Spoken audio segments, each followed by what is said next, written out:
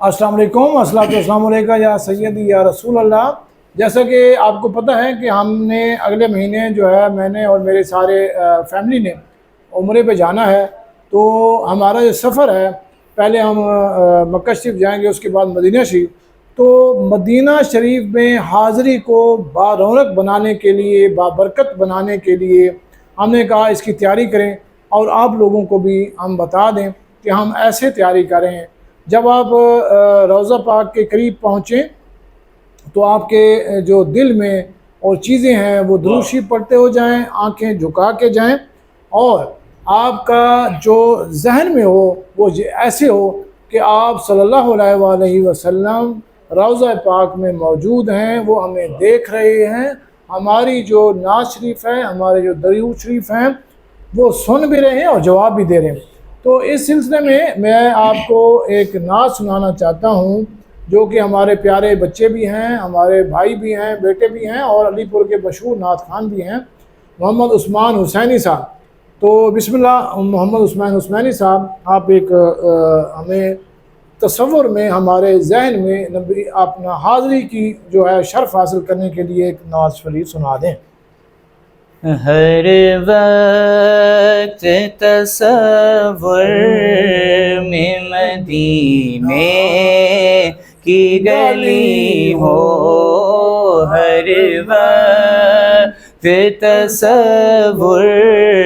میں مدینے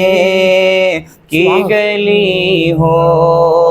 ہر وقت تصور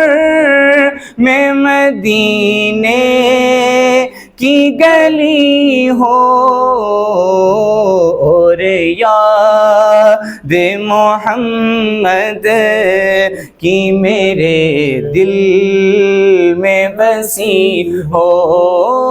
اور یاد محمد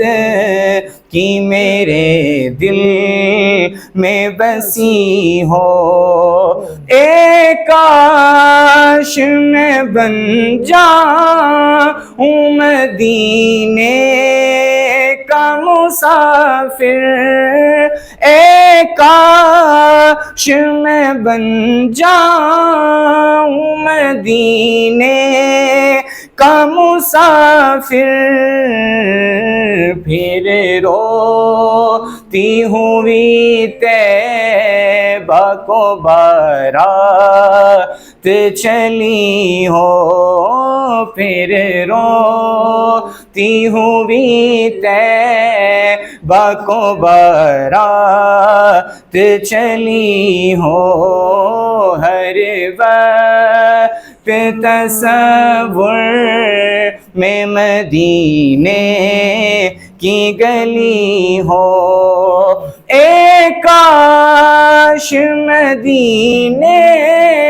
میں مجھے موت یوں آئے، اے کاش مدینے میں مجھے موت یوں آئے، قدموں میں تیرے سر ہو میری روح چلی ہو، ہر وقت تصور میں مدینے کی گلی ہو، آقا کا گدا ہوں اے جہنم تو بھی سن لے، وہ کیسے جلے جو کہ غلام مدنی ہو، ہر وقت تصور میں مدینے کی گلی ہو، اور یاد محمد کی میرے دل